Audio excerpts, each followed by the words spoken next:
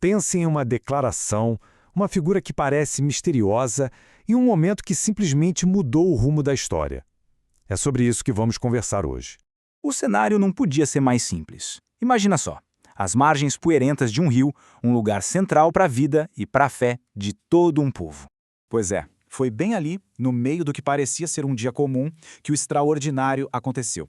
Uma proclamação que, olha, ecoa até hoje. Essas foram as palavras de João Batista. Palavras com um peso, uma densidade absurda. Ele simplesmente aponta para Jesus e dá a ele esse título, um título único, o Cordeiro de Deus. Tá, vamos mergulhar nisso de cabeça. Porque pra gente, hoje, essa imagem pode soar meio enigmática, né? Mas acredite, pra quem tava ali ouvindo João Batista naquele dia, essa frase foi uma verdadeira explosão de significados. Sabe, não era uma metáfora jogada ao vento. Era como uma chave que abria portas para a história, para a teologia e para as esperanças mais profundas do povo judeu. Para a gente entender a declaração, a gente precisa entender esse contexto todo. Então, quando as pessoas ouviram Cordeiro de Deus, a mente delas automaticamente conectou isso a pelo menos 3 imagens superpoderosas do Antigo Testamento. Vamos dar uma olhada em cada uma delas. A primeira conexão, a mais óbvia e imediata, era com a Páscoa. Todo santo ano, cada família sacrificava um cordeiro para lembrar como Deus tinha libertado o povo do Egito.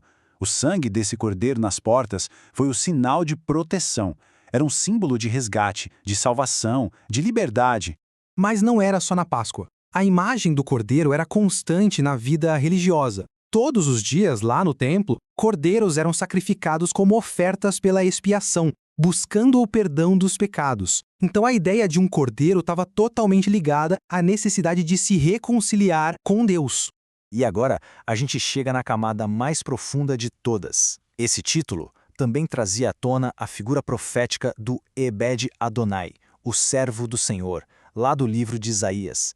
Um servo misterioso que sofreria sem ter culpa, como um cordeiro mudo levado para o abate, justamente para carregar o pecado de muitos. E aqui está o ponto teológico central. Quando João Batista chama Jesus de o Cordeiro de Deus, ele está basicamente dizendo que todos os outros sacrifícios, ou da Páscoa, ou de expiação, eram só sombras, sabe? Era um trailer. Jesus era a realidade, o filme completo. O sacrifício único e perfeito que não só cobria o pecado, mas o arrancava pela raiz, de uma vez por todas. Ok, o significado do título é gigante, a gente já viu.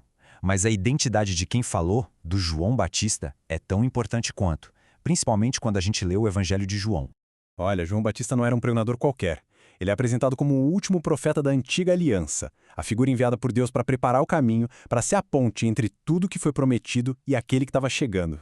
E é aqui que a gente encontra um detalhe fascinante. O quarto evangelho, o de João, dá um peso fora do comum ao testemunho de um ser humano para revelar a identidade divina de Jesus. Então, se liga na diferença. Nos outros evangelhos, na hora do batismo, vem aquela voz do céu e diz: "Este é o meu filho amado". Mas no evangelho de João, essa mesma proclamação divina é entregue pela voz profética, mas totalmente humana, de João Batista. É o testemunho de um homem revelando a identidade de Deus. Aquela única declaração, eis o Cordeiro de Deus, resumiu tudo. Não era só sobre quem Jesus era, mas sobre o que ele veio fazer no mundo.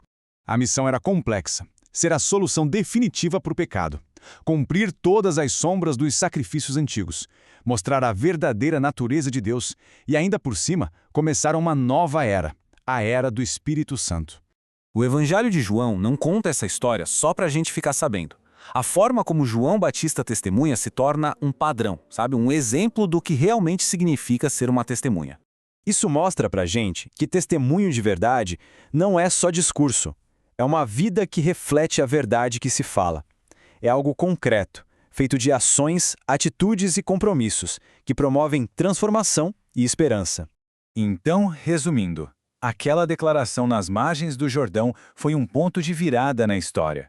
Foi o clímax de séculos de profecia e o começo de um capítulo totalmente novo.